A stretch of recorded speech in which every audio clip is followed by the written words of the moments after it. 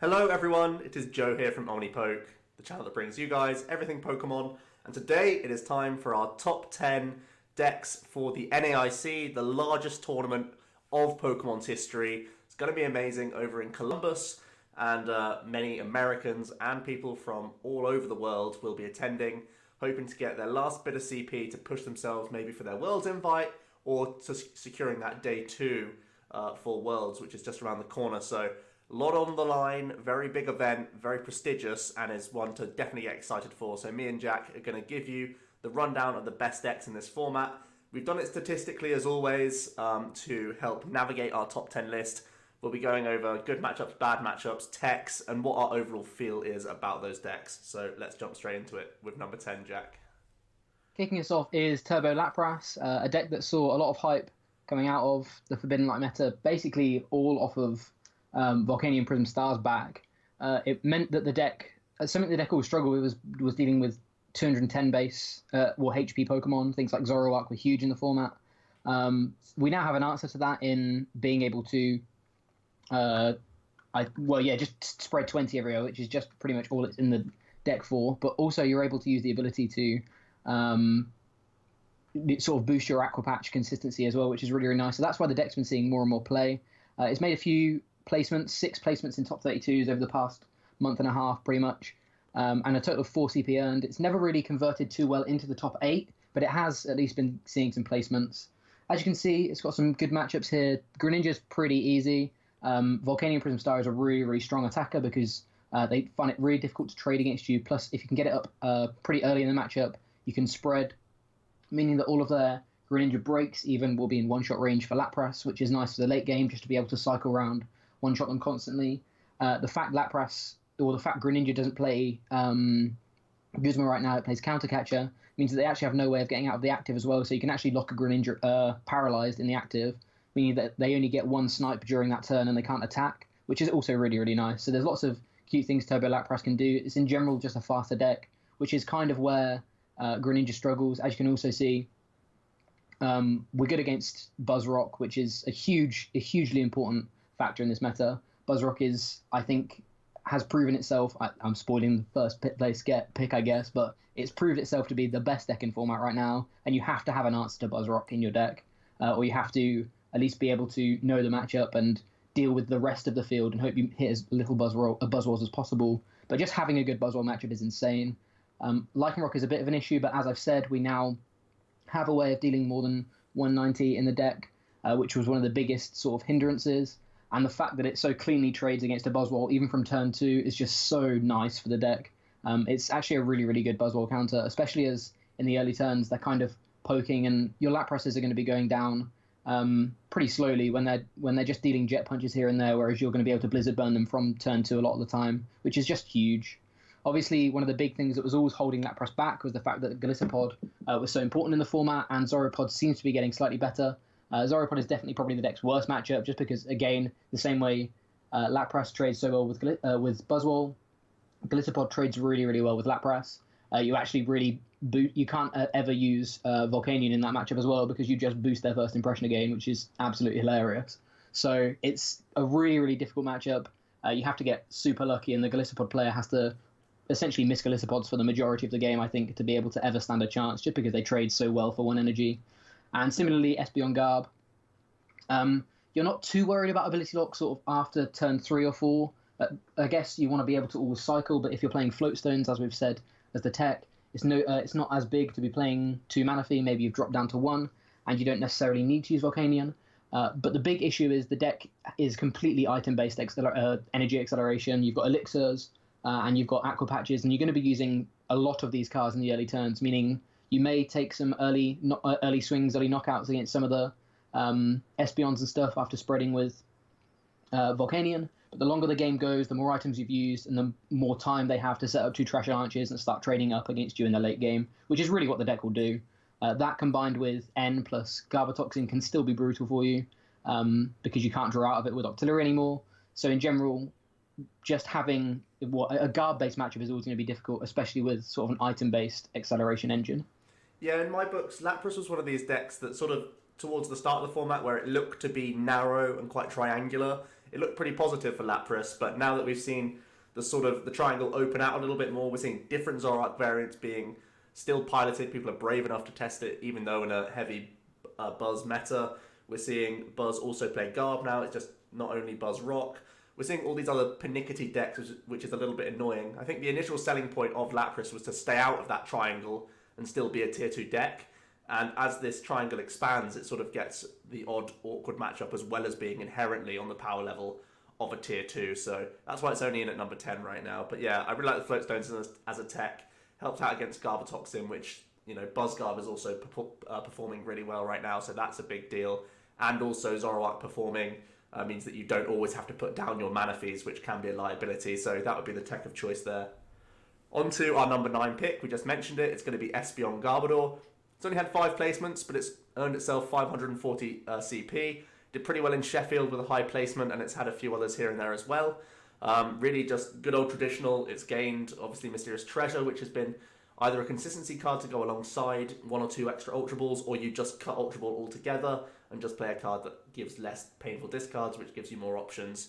And it's going to be this annoying early game Espeon, trying to put pressure on. Obviously, the Psychic typing is big. In this BUZZWOLE heavy meta, you can see on the left-hand side of the screen, both the BUZZWOLE decks is what you're really trying to target. LYCANROC is still annoying to deal with. If they go very early LYCANROC, this deck can still have a problem. I think really your only sort of out is either trying to remove their energies with like a Dramper or something like that, or you're trying to confuse them with a Choice Banded Espeon. So I think Choice Banded Espeon is going to be important for you. So high Choice Band count alongside those Floatstones. Acerola can also help out as well for the sort of baby BUZZWOLE early game pressure that they can put on you. So these sorts of combinations come into play. Potentially even you using an early GX attack just to put damage counters onto the Lycanroc, or even just KO that Rockruff that's chilling on the bench. That's going to be the key to success against the BUZZWOLE, because Lycanroc's the threat in that matchup, because that can sort of carry them. But of course your late game is pretty much secure with that N plus Trasher Launcher, and with these extra Mysterious Treasures you should have a decent chance to find, either turn 2 lock if you need it in certain matchups, like if you go first against ZOROARK players, or when it comes to that late game where you want to get multiple Trasher Launchers swinging. So that's the real selling point of Espeon Garbodor. It does struggle with the ZOROARK stuff inherently. Even if you are playing 2 to 3 Parallel Cities, I mean, ZOROARK has the answers a lot of the time, and, Pod still probably plays 3 Blower. I think ZOROARK typically counts at 2 right now, just for the sort of text that it wants to play. But even so, once ZOROARK gets that freedom, it's going to start swinging through the board quite awkwardly, and they can play around that item count better than most as well. So I think there are hiccups for Espeon Garb, but it's being piloted by a very small handful of players are actually piloting it, but there are some sneaking through the net and doing quite well. So there's something behind this deck, because it's been so long standing and has always seen some results. Yeah, definitely. I think, like you said, Choice Banded confusion with Espeon is still really, really big against BUZZWOLE. And if they can't get that aggressive Lycanroc, they really, really struggle. They have to even sometimes question whether they want to flip the coin, because you can then attach a DCE and be easily trading up against them or dividing or whatever, which is huge. Obviously, things are more difficult against the Zoro matchups, but this is essentially, even though we've just talked about how the triangle is expanding overall, we are still in somewhat of a triangle format, and there are a lot of decks which will perform well against one of the triangle and not against the other. So this is sort of what we have to bear in mind when taking a look at this top 10 and going from what seem to be 3 archetypes and trying to work out actually 10 different decks that seem like they could be potential plays for the NAIC. Next up, we have the other ZOROARK decks. We're mainly talking about ZOROARK Garbodor and ZOROARK Lucario here. These are the 2 that have performed very well recently, other than Rock and Pod, which we've already talked about briefly and we'll talk about later on. As you can see, ZOROARK has had 9 placements and 690 CP, and Zoro Lucario has 9 placements and 1,020 CP. It's won a few of the smaller events, a few of the specials in places like Mexico and some of the other sort of South American countries that have seen specials rather than regionals this year. So it's Zoro Lucario has definitely proved its worth in some of these smaller events, but hasn't always converted in the bigger events. ZOROARK is kind of the other way around. It's not seeing very much play in the smaller events, but in the bigger events it's seeing a bit more play, and again some are squeaking through the net. It's a really, really difficult deck to play, I think, and the format has made it harder to play, I think. But you do still have access to 2 of the most powerful Pokemon in the game right now. So I think it's naturally going to be somewhat of a good pick. The Malamar decks are usually pretty easy for you. You have Zoroark, meaning that their Dawn Wings are completely offline all game, which is huge because that's their engine for reattaching energy to both Necrozma and Ultra Necrozma. They can never really bench those down because it's a free 2 prizes at any point in the game. They can never really the only time they can ever really do anything with it is if their moon's eclipsing, but even then it's super sketchy anyway, because they've still benched this Pokemon down, which is always going to be a liability at some point in the game. So in general, Malamar decks are good. Plus, you also have Ability Lock, which is huge for Malamar decks. They are running sometimes 3 blower, but I think a lot of people have definitely cut down to 2 now, which is only ever going to benefit GARB. However, there is always going to be some issues against early aggression from fighting decks. Obviously, Zoroark is fighting weak, meaning your Zoruas are going down super easily to Buzzwole. BuzzRock is insanely aggressive right now, and you just cannot keep up. A lot of people initially thought maybe BuzzGarb was the answer to, or the Zoro answer to Buzzwole, but it turns out Garb just isn't strong enough on its own. You need to play techs like Latios, Mew, Mewtwo. Our tech of choice is Latios. Breakthrough sets up some really nice numbers. Being able to choice band 120 against the Buzzwole is huge. It's unfortunate that you only reach 120 against Baby Buzzers. You just cut short. But even so, it's really big for also setting up things on the bench as well. And being a non-EX with 110 HP, whilst it's nowhere near as big as it used to be with things like Diancie and Beast Energy now, they're still going to be two-shotting you. So if you can easily trade up with Latios. So I think Latios is a huge improvement to the deck. The other bad matchup I should mention is BuzzGarb.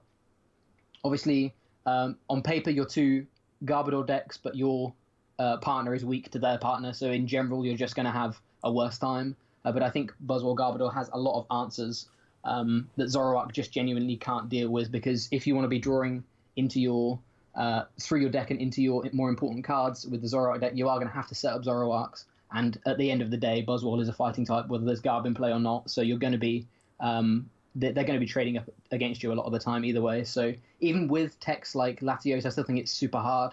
But you are going to need to play probably double Latios at this point, and probably 3 choice bands perhaps even, just to be able to trade up against these Buzzwoles in this kind of format we have. Yeah, I definitely feel the same way. These 2 sorts of more fringe Zoroark variants, they just have more polarized matchups, I think, than the Pod and the Rock. So if you're going in there hoping to target Malamar players, sure, these can be great picks. The Latios is nice for setting up numbers, especially putting 30 on Rockruff is a big deal, because especially for like the Lucario build, it's hard for you to hit 200. That's like the only cap that the Lucario can't really hit too easily. So trying to get that spread on that could be a big deal. And again, it can be nice against early Buzzwole pressure. It can force the opponent to grab their Guzmas in the early game, which can sometimes hinder their setup, makes it harder for them to find artillery, or it makes them force a Lele onto the board, which is again beneficial for things like the Lucario player. I think if I was going to play one of the 2 of these, I would go towards the Lucario. I'd much prefer that because I think it has a better matchup in other Zoro mirrors than the Zoro Garb. I think inherently Zoro Garb is pretty bad against Zoropod and Rock, whereas Cario has a pretty nice time against both of those, at least 50-50. So if I was going to pick one of the 2, I'd probably go to Zoro Lucario. I think it's a pretty reasonable play, but you do need to figure out that Buzzwole and be confident in it.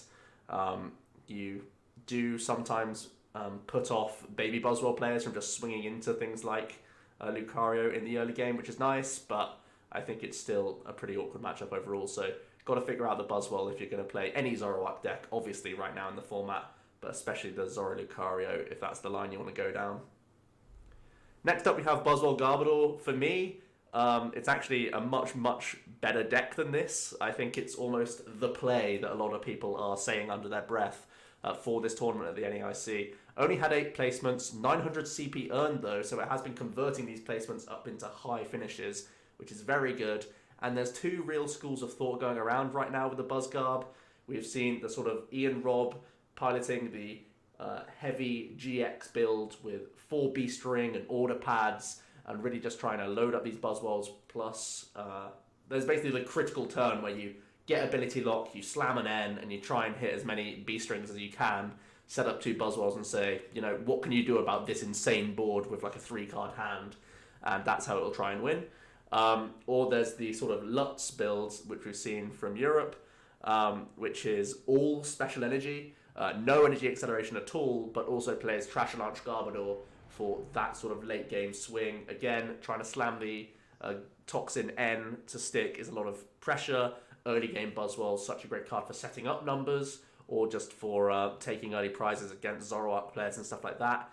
Ironically, BUZZGARB, if you are playing the LUTS build, the full special energy build, it's actually quite awkward against ZOROARK. That's why our tech is actually going to be Enhanced Hammer, because it does help out. It helps out against Buzz Mirrors, but it's also important for dealing with ZOROARK, because again, this is a card that you can slam plus an N, and then it's just more headache for the ZOROARK player. Now they need to find Field Blower and energy cards and stuff like that. So that's the tech that we want to squeeze into Mark's list if possible right now, just because, Mark said it himself, we know him well. He's one of our teammates. So he said he went into Sheffield not expecting, 15% ZOROARK, and it actually was around that number. So he would have to try and improve that matchup, and that's the tech we're going for.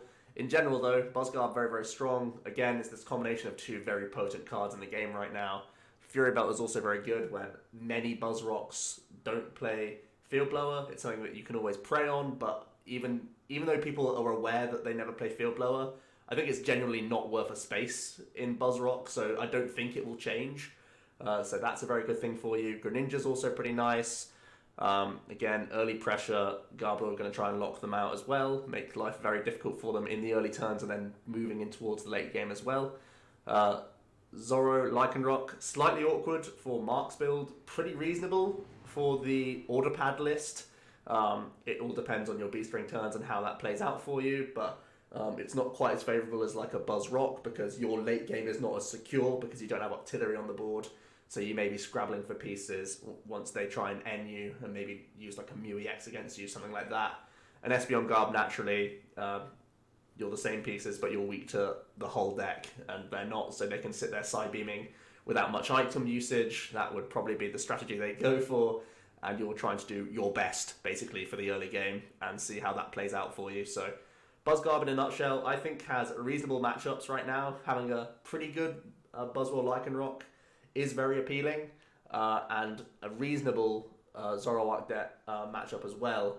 Definitely very reasonable. I think if it was me, I'd go towards Mark's builds, because I really like Acerola Fury Belt combo right now in the format.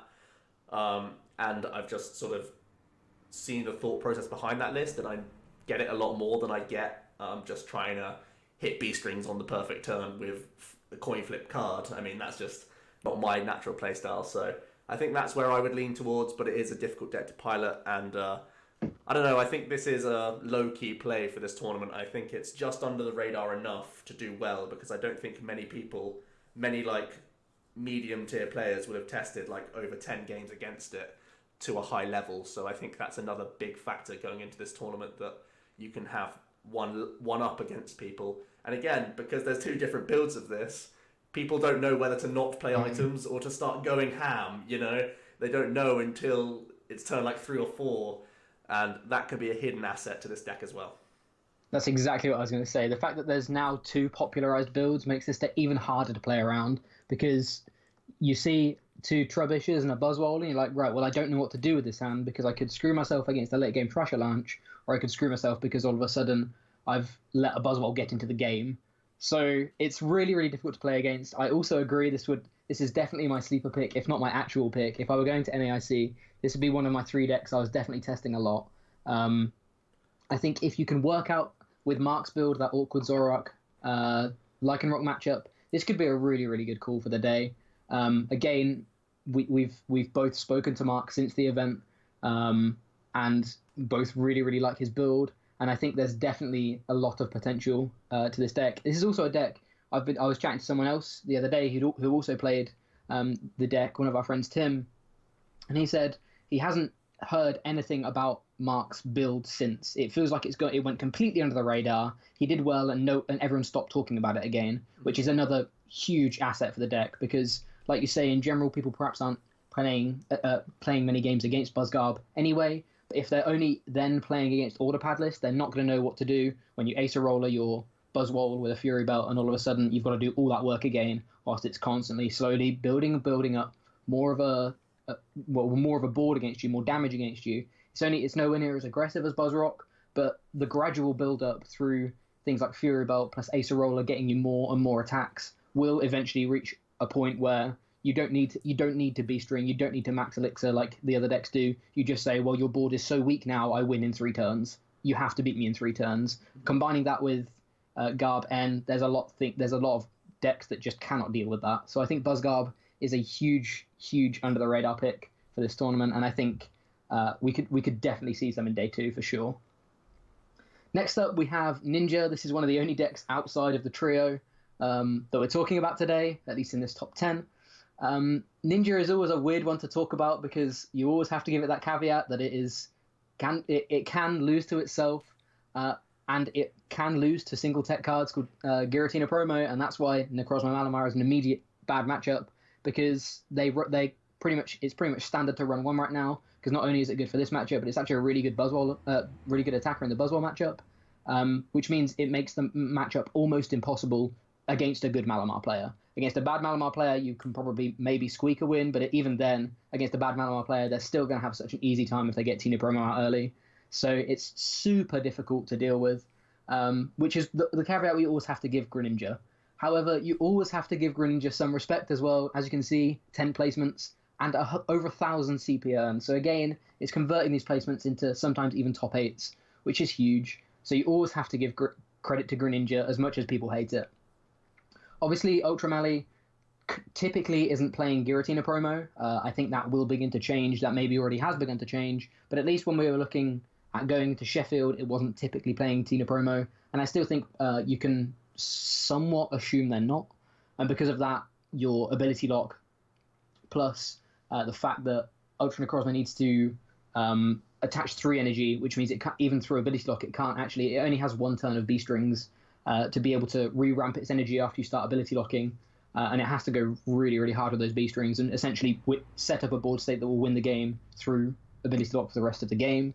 So it's really, really difficult for them to actually deal with, especially if you go through the natural progression of Greninja. Malamar is just has a really, really difficult time beating Greninja without the Tina Promo, just because their ability lock is so strong. Similarly, with ZOROARK, at some point the ability lock you have is really, really strong. I think the ZOROARK player usually has to go for super aggressive LYCANROC and kind of not ignore ZOROARKs because they're essentially your engine. But I think LYCANROC has to be your attacker in that matchup just to be able to at least take 3 prizes through Claw Slashes on sort of a Froakie, a Frogadier, and then a Greninja for free. Then Dangerous Roguing the second Greninja. I think that is one of the only ways it can safely win. You have to try and get as much value out of that Lycanroc as you can. Otherwise, it can be somewhat awkward for the Greninja player can always sort of make its way back into the game, which is just what Greninja does. BUZZROCK's aggression means that it's now a very, very bad matchup. A lot of the time, they're going to be taking out a Froakie turn 1, Frogadier turn 2, a Greninja turn 3, and then if you can't play around the 4 prize turn, they then have a non-EX attacker to trade up against you as well. They have Beast Rings now to set up Knuckle Impacts, which is huge, and also they always have, again, the aggressive Lycanroc approach that ZOROARK can do. So that basically all of their attackers in their deck are one-shotting Froakies and Frogadiers super early. If they actually want to be attacking with BUZZWOLE GX, which is really weird because a lot of the time you want to be trading with non-EXs, but being able to set up Greninjas and Greninja breaks for the late game, meaning that you need less resources under ability lock, is huge. So yeah, just the inherent aggression of the deck right now makes it really, really difficult.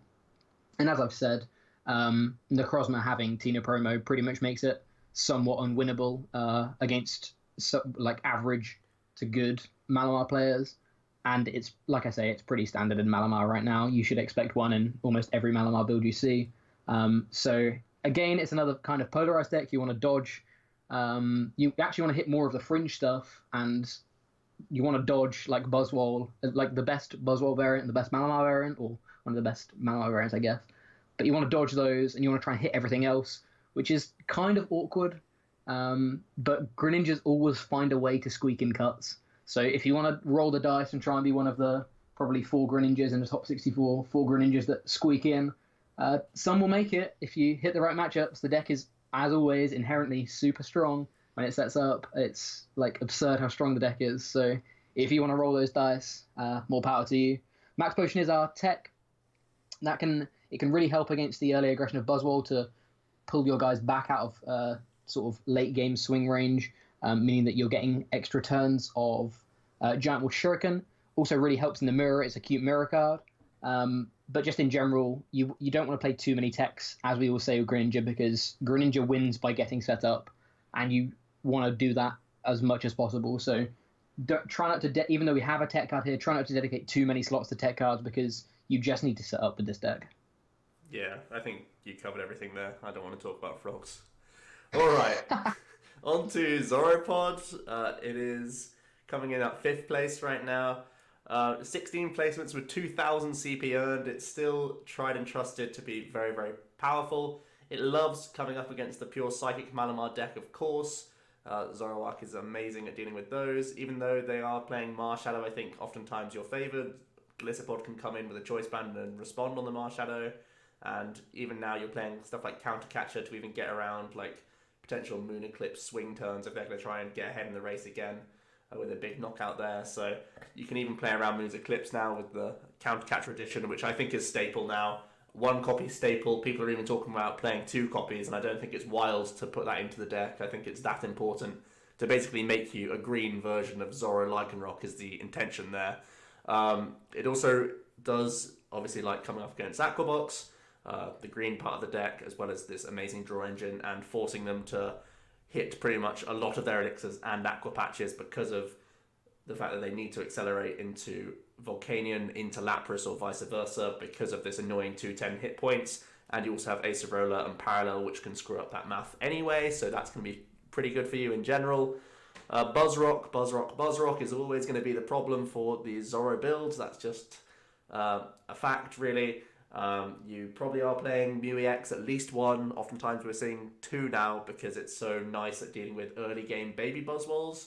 The intention being that your Mew EX can do a 2-for-2 trade in the early game.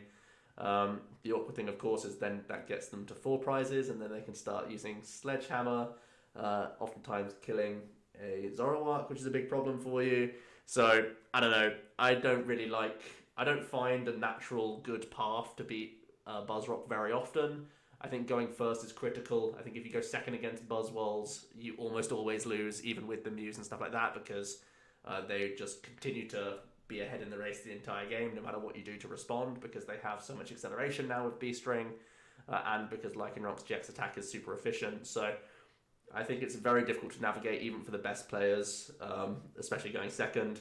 And I think Zoro Lucario is slightly unfavoured as well. Obviously, it's Zoro mirrors, so oftentimes it's whoever goes first is the most important thing, if parallel stick, etc. But because Riolus are just single prize Pokemon, they're less appealing to sort of Guzma and deal with, or they're at least forcing a lot of resources out of you to do that. And the Lucario is just a 1 energy attachment or a strike knockout. Obviously, they have to find Guzma the following turn.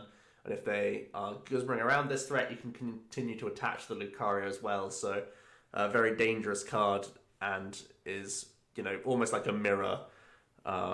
It's just a favoured mirror deck really for you. But overall, I think ZOROPOD is sort of known for being around 50-50-ish, just because of the draw engine and the fact that you play, high Evo Sodas. You're playing, I would go back up to 2 Enhanced Hammer now, just because of ZOROARK being so potent. And you're going to be playing at least 1 Parallel. I would probably play at least 2 Field Blower, possibly 3.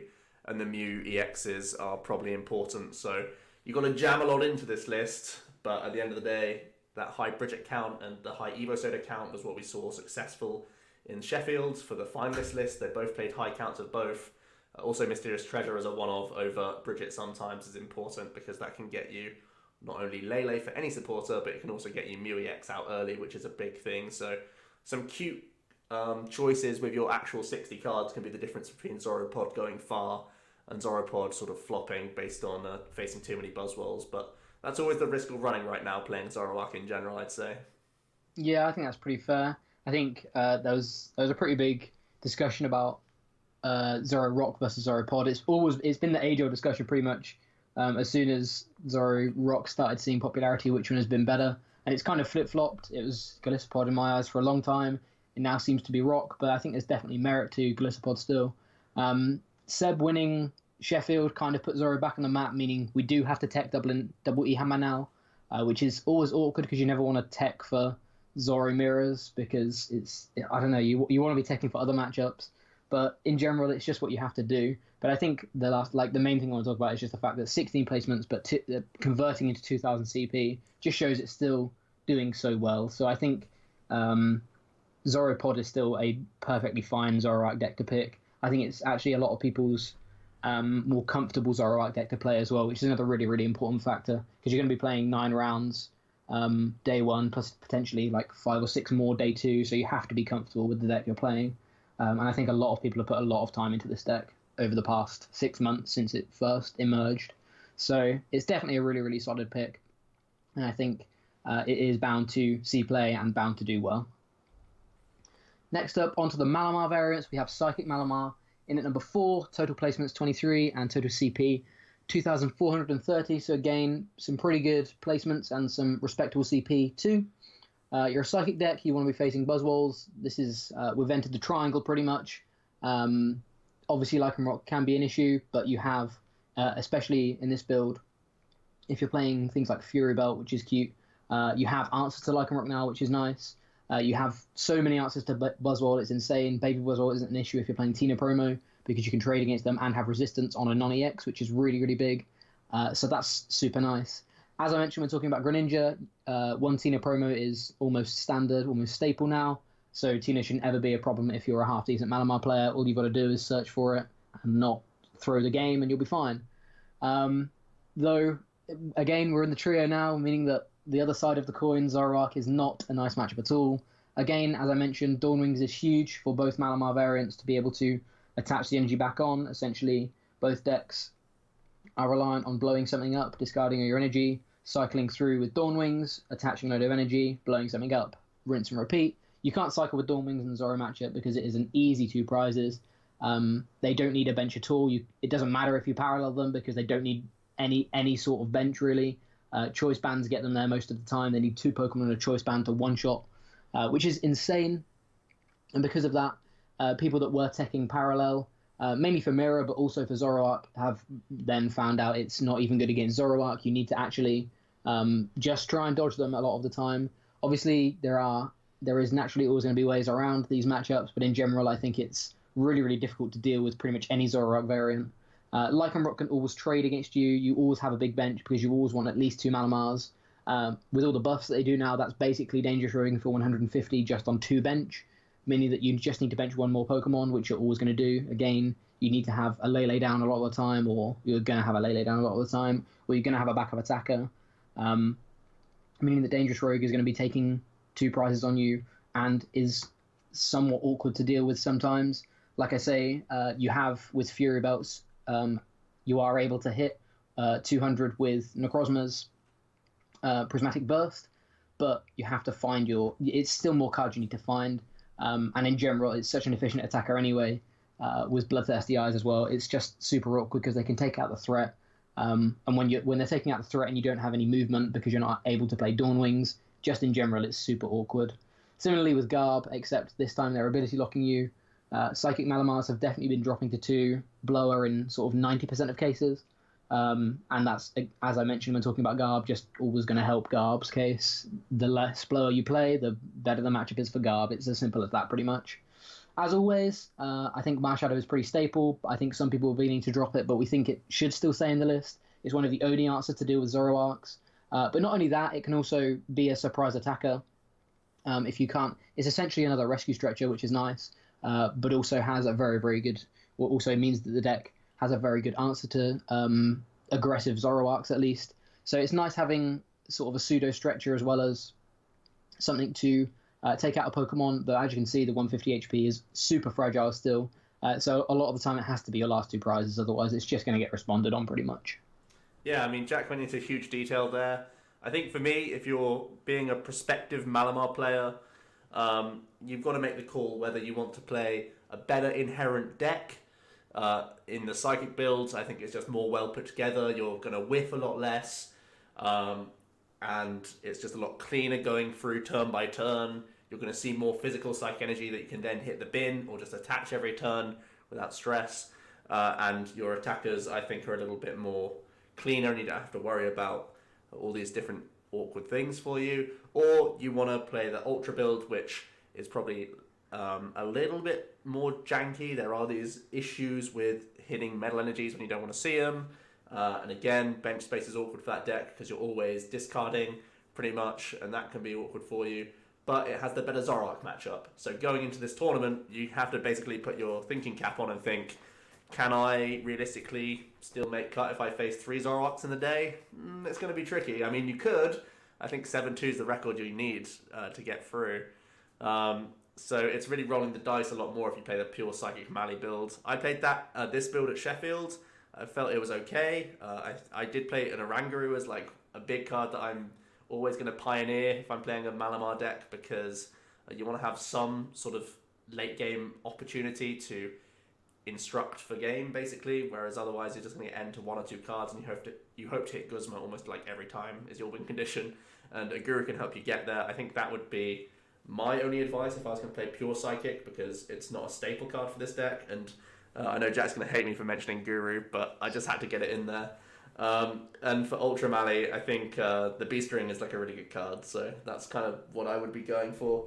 And there's a big debate around these two, so actually what comes in at number 3 is going to be the other Malamar build. There's not too much difference here in sort of good and bad matchups. Tina promo, if you want to play it, you can swing frogs from a loss to a maybe win. I think it's not as clear cut as the pure Psychic build. I think swinging around with just 2 Dawn Wings isn't quite perfect. I think the main reason the pure Psychic Mali build can beat Greninja so easily with a Tina is because they have the Mewtwo, which is just so difficult for Ninja to deal with when there's a Tina in the back, especially with a Fury Belt. It's just a joke, really. But this build, you still have to try and build up Ultra Necrozmas for big KOs on breaks while you're swinging for 120 here and there as well, hoping to take Guzmas for 2 shots, and you're basically just hoping they don't have max potion on certain turns. So the matchup can still be swingy in this deck, even if you play the Giratina. However, you do pick up having a good matchup against the pure Psychic Malamar build, because your main attacker, the Ultra Necrozma, that can KO everything and doesn't have Psychic weakness, whereas their Necrozma GX, that is the only thing that can respond on your Ultra, is weak to Psychic, so then you can come in with Dawn Wings. So typically it's really easy for you to get 1-hit KOs, whereas they struggle to get 1-hit KOs quite as easily, and they fall behind a lot quicker because you naturally always have a response basically already sat on your board because there'll be Dawn Wings around. So I think that's a good matchup for you. I think the only real headache is navigating Moon's Eclipse GX and always having like a Guzma in your hand, or trying to whenever you can. So again, playing 4 copies, I'm a big fan of for both the Malamar decks, actually. BUZZROCK, I think you're only slightly favoured if you're playing the Ultra build. You do have to go Dawn Wings heavy as best you can, leave the Ultra for basically exactly Beast Ring turn to then burst him on like the LYCANROC GX, for example. So that's my main advice there. It's not too like technical of a matchup. You're both 1-hit KO slogging each other, really.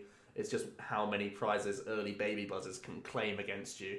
It's going to be the big issue. Sometimes just finding Dawn Wings turn 1, throw into the active straight away and just pass. Like, that's going to be a big deal for you because it means that your in-Ks are surviving, which gets your energy attachments going, obviously, and you're not dropping these single prizes here and there, which will make you fall behind in the long run, because Ultra Mali always wants to be taking 2 prize knockouts if it can help it, but obviously BUZZROCKs aren't going to give you the chance unless they're using a dangerous rogue KO or using BUZZWOLE GX on a Beast Ring turn, so that's going to be slightly awkward for you. Navigating that early game is going to be the big way that Ultra Malamar can find the win condition. Sometimes it is getting that Tina promo attacking, but it is expensive as well, so bear that in mind.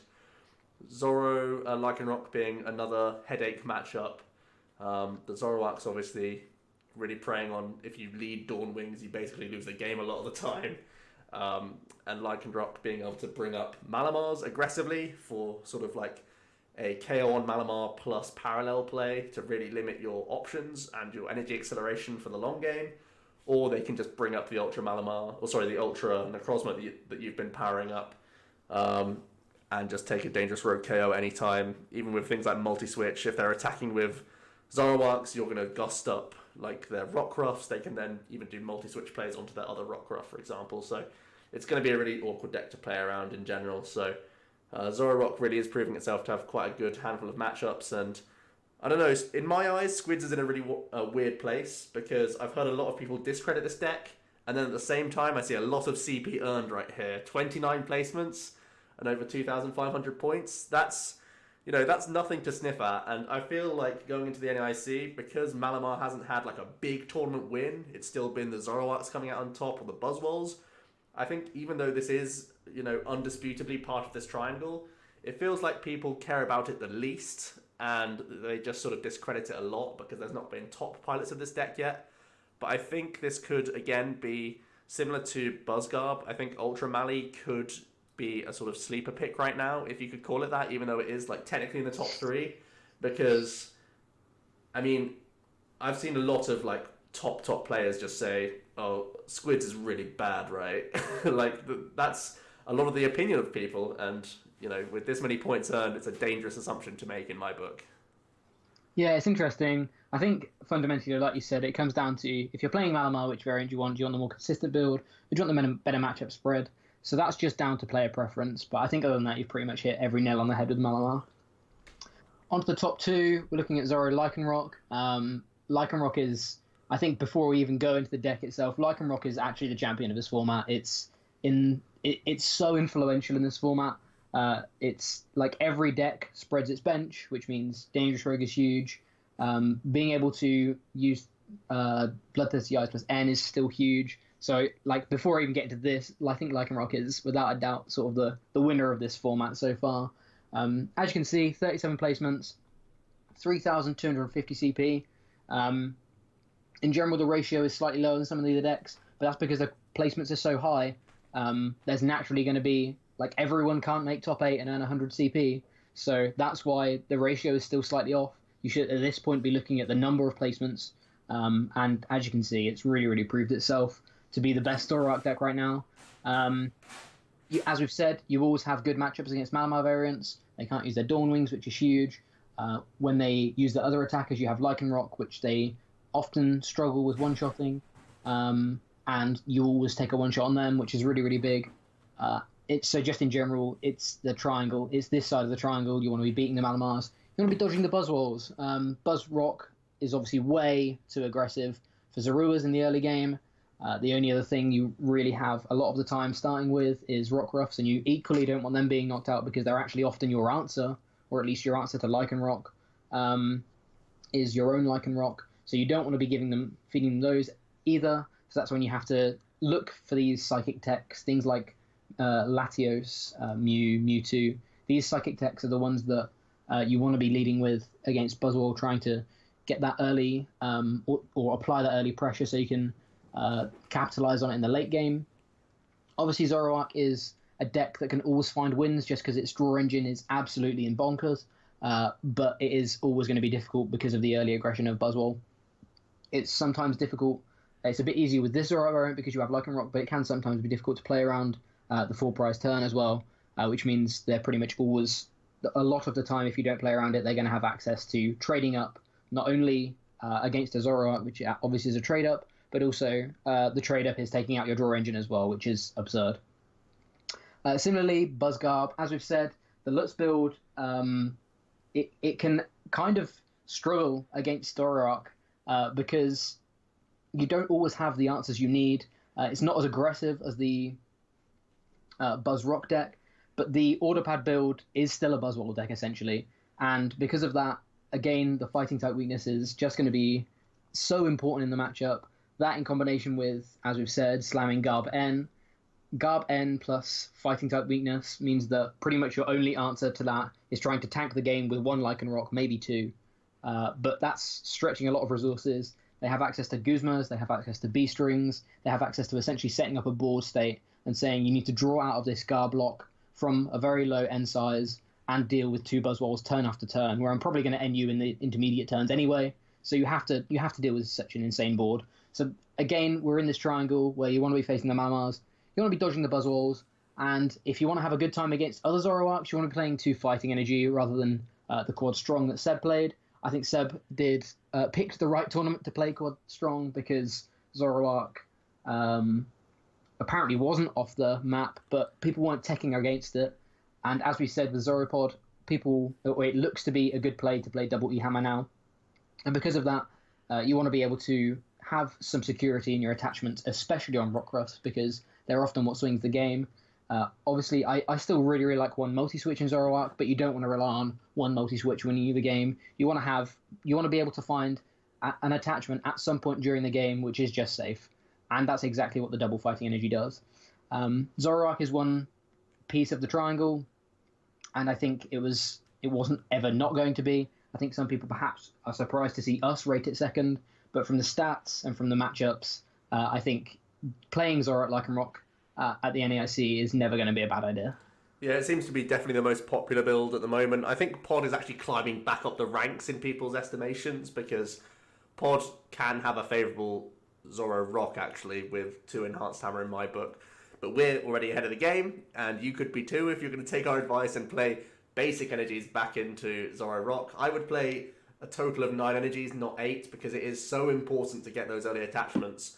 Now that you have 70 HP Rockruff, it's so beneficial for you to get that early attachment on the Rockruff. It becomes such a huge threat in ZOROARK mirrors. If you go first, Bridget and plant an energy, you've basically won. Like, it really does just hard carry you. It's so potent and powerful. Having reasonable mirrors is good. I think Jack said pretty much all there is to say matchup wise, but you draw a bunch of cards, you have this powerful gusting on every turn. You can gust plus end, which means you can deal with auxiliaries in the late game and end them to a low hand size and hope. Basically, that's that sort of panic station mode, but it's something that this deck and only this deck can do outside of counter catcher shenanigans. So it's very good on offense, very good on defense, and it's just a really powerful Zoro deck. So I'd expect this to be, alongside BUZZWOLE, probably the most popular deck going into the NAIC. So get some testing against it, and definitely be prepared to see this at least 3 times in your day one, possibly even more, because Zoro is popular. A lot of good players like to pilot Zoro because it gives you a sense of control, because you have so many cards in your hand in a lot of games. And this seems to be the front runner Zoro build right now, so definitely be prepared to see it a lot. And we come to our number 1 placing list, and it's number 1 by a very large margin. 82 total placements and 7,410 CP from, I think, we did 7 tournaments that were over 100 players and 8 tournaments that are below 100 players from the stats that we collected from the start of this format. And it has been very, very powerful. Really, really killing it right now. The B-string build, very early days, really, we saw that people went straight to Baby Buzz in very, very high counts, and that has really set the bar for this deck, where I like to use the analogy of a sort of Mario boss, where it starts off just doing these little pokes in the early game, and then you ground pound it on the head twice, and suddenly out of nowhere it's enraged and becomes this totally different beast that you have to then try and navigate around, that is much more aggressive and powerful. And that's really what we're saying, where Baby BUZZWOLE is going to be the early game pressure in a lot of matchups. They're going to let you take 3 prizes, and then they're just going to erupt their board with a bunch of energy, and here comes Big Daddy BUZZWOLE plus an end to boot. Enjoy. And really it's down to you to see if you can beat that with a very low amount of cards, and they've probably just dealt with your best attacker on the board as well. So BUZZWOLE just very, very potent. It has so many tricks up its sleeve with the Lycanroc. That GX attack still so efficient, and it gives them obviously type coverage, which is all important right now in terms of weaknesses, and that artillery as well. We're imploring 2/2 lines here because I think the artillery is so integral to winning. A lot of the times people can try and target that down as a weakness in the deck. So I personally like the thicker lines, and I again think Lycanroc is very, very important. I think you're favoured against ZOROARK if you go first, and ZOROPOD as well if you go first. I think both of those are very, very favoured. Going second, I think you're close favoured, but still favoured. You don't want to face Psychic Squids, but again, Malamar's in this precarious spot where people are discrediting it right now. I still think it'll be fairly popular. Like, Malamar combined got just under 5,000 CP earned, so it's still gonna be around. Don't kid yourselves and think that it won't. But again, I played Psychic Mali at Sheffield, and the only deck I lost to was Buzz. So this deck can be close against everything. ESPEON GARB as well. I mean, you have to try and go early LYCANROC. That's your only answer to ESPEON GARB in my book. But even then, you can sweep with LYCANROC, or at least you can take like 3 or 4 prizes and then just activate the beast rings and hope that you're ahead enough in the race at that point in the game to win. Even sledgehammer turns as well on like a Lele, if you can combine it with Choice Band, Diancie Strong, all that jazz that you know it can do. So yeah, just a ridiculous deck. This deck just has too much support right now with Diancie Strong and Baby BUZZWOLE. It's just so over the power level of every other deck. It's clear and for all to see, really, that with this amount of championship points earned and placements, that it's just inherently in a vacuum, undoubtedly, really, the best deck in the format. So it's going to be super popular. It's going to do well, even when people try and play squids and other psychic shenanigans and all that stuff. I really do think this is probably the most potent deck. And another note quickly, just because people are playing psychic decks doesn't mean they'll beat the BUZZWOLE decks. Because of the baby aspect of it, I think I wouldn't be shocked to see a lot of people play 4 Baby BUZZWOLE. I think it's hard for you to play your 2/2 lines and 4 Baby BUZZWOLE. I think I would be risky and just play 3. I might even incorporate Tord's approach of playing 2 Super Rod, so you can get back Baby BUZZWOLEs at will, whilst also getting back energy cards at will. It was a pretty strange idea when you first saw that 2 Super Rod on paper, but then when you thought it through a little bit more, that's actually pretty neat what he's trying to go for, while still having just the 3 physical Baby Buzz. So maybe that's an approach you adopt instead. But overall, I think the deck's ridiculously powerful, and it's going to do well. Like, I can't not say that it's probably the top contender to win this tournament. Yeah, I think it's proved itself by now. It feels, I don't know, like I was nowhere near as knowledgeable about a meta back in this day, back like last year. But it feels as potent as GARB was when it first came out. When Trash Launch GARB, when like Dramper and ESPEON GARB were like 75%, I think, of Madison Regionals top 32 last year, and everyone was like, what? Well, that's where BUZZWOLE feels right now. It's just that we actually have a few more variants that can deal with it. But on the flip side, this deck can beat anything. We've just heard how it beat Malamar. We know it beats ZOROARK. I think it has the potential to be anything. I think you will play 3, 4, maybe even 5 day one. You have to expect that. You have to know your way. You have to know your line to beat it. Otherwise, it will just beat you. It has Dangerous Rogue, which is huge. It has Beast Ring, which is huge. It has Diancie, which wraps the whole package together. And yeah, it wouldn't surprise me, like we say, if you're not seeing a 4th Baby BUZZWOLE come down in a lot of these matchups. I think it was Jimmy who actually ended up playing 4 Baby and 1 GX, which is absurd, but it just shows you how strong the support is for Baby BUZZWOLE. Forcing a board that lets you sledgehammer is like somewhat of a checkmate scenario on like turn 3 of the game, because if you're able to deal with BUZZWOLEs quickly, they can checkmate you on turn 3, because you're like you can't deal with the fact that they're trading up and you're letting them in, you're opening the floodgates to Beast Ring essentially.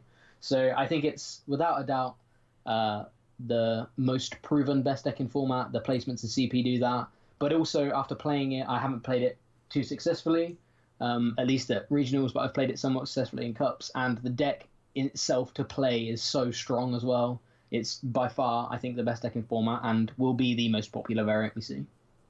However, if you're not wanting to play in the top 10, there are a few picks that we have plucked out of some results recently. Zygarde LYCANROC is the big one that actually caused us to change this PowerPoint. That we were developing this just before Mexico Regionals, and then Zygarde turned up and I think won and top forward 2 events across the world this weekend, and maybe even top 8 at another one. I think it had a really, really impressive weekend, which meant that we had to consider it. Unfortunately, the thing that's holding it back is the fact that ZOROPOD is currently 5th on our leaderboard and as we've said, seems to be climbing back up because instead of the whole deck being weak to Psychic, the whole deck is weak to Grass, which turns your ZOROARK matchup, which would normally be favoured for a fighting deck, into an unfavoured matchup. And considering the whole deck is weak, it's just really, really difficult to deal with. So I think Pod is the big thing holding this deck back. The other one I'll talk about is Beast Box. There's many variants of Beast Box we could talk about, so we didn't want to go into all of them, but just in general, Naganadel is a very, very good attacker against BUZZWOLE. It's a 1 energy attacker that will often trade up against BUZZWOLEs, even trade sometimes 3 for 2 against Baby Buzzers, because you don't need that much of a board setup. But unfortunately, you are Psychic weak, meaning that Dawn Wings is the big issue here. So you have to work out what you want to pair with it. I've seen people pair it with Ultra Necrozma Malamar. Sorry, not Ultra Necrozma Malamar, just Ultra Necrozma. That did well in the very early Forbidden Light meta and saw a little bit of play in the past couple of weekends, I believe. Our initial build was trying to build it with BUZZWOLE, saying that BUZZWOLE is an insane card. Let's have a BUZZWOLE deck with also fighting, also an answer to fighting types. That has seen less and less play because it turns out a whole deck weak to Psychic is really, really awkward. I think the most popular play has been Metal Beast Box, with things like Duskmane Promo, even Duskmane itself. Those are, I think, the most popular variants. The deck in itself, Duskmane in itself is a much weaker card now, because yes, it's a one-shot Pokemon in a one-shot format, sure, but it's 1 more energy than a lot of the one-shotters right now, which is really, really big and super awkward for you to deal with. So I think in general it's a super risky play, but if you want to hit a few key matchups, it could do well.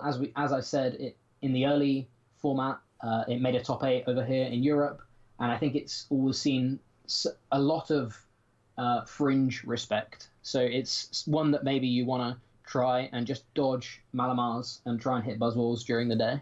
Yeah, it's one of those things where we've said a lot of pro players in discussion videos and articles, they're sort of discrediting Malamar right now. So even maybe going back to a Buzz Naganadel, that could be like the cutest meta call of all time, really. If you want to take that dice roll, it could be pretty crazy. Speaking of rolling dice, you could be playing a timeable list with Latios Frogs. I think, again, this wants to prey on Buzzrocks and Malamar players more than anything else. Again, it's one of these decks that doesn't have too much of a game against Zoroark in general, especially not ZOROPOD. That's back on the incline from at least what we can tell right now. But against other stuff, it can be promising. If you want to have an out to Zoroark, you can try playing Coco and ESPEON EX as well, but I think that's a little bit of a stretch for a deck that's already very tight and potentially clunky already. If I was playing Latios Frogs, I'd play at least a 1-1 Octillery. Maybe you can just play a 1-1 Octillery alongside Stretchers, because you're already playing, I think, 2 of those in my list already. So if you can squeeze that in, it gives you some sort of draw engine that can really help out the clunk. But overall, I think it could be a pretty fun play over anything else. And something that won't be a fun play will be Sylveon. I can't believe Jack actually didn't talk about this. Yeah, I don't know why I picked Naganadel over Sylveon. Yeah, I guess I have to. And really the intention is that there's more Zoroarks coming back, and that's great news for Sylveon because that's the sort of free win that you try and target. BUZZWOLE isn't the best of matchups, and Malamar isn't the best either. You definitely don't want to hit too many Malamars. But BUZZWOLE is manageable as long as you don't get donked in like the first 2 or 3 turns. But even still, their damage output is pretty high on you each turn, so they do really pressurize you now that they have Diancie. So I think they are kind of awkward matchups, but there are just those sorts of people that want to just play mill. So I figured Sylveon's something we can discuss right here. I was going to say the Sylveon is for the people who are dead set on playing some kind of mill. If you're dead set on playing mill, play Sylveon, try and dodge the Malamars, try and hit the Zoroarks, try and get lucky against the BUZZWOLEs. Cool. So yeah, other than that, I want to ask you, Joe, what you'd be testing right now if you had to pick. If NAIC was tomorrow, if you're sleeving up your deck now, what would you play? Well, I mean, I went into Sheffield thinking I'd play Psychic Mally.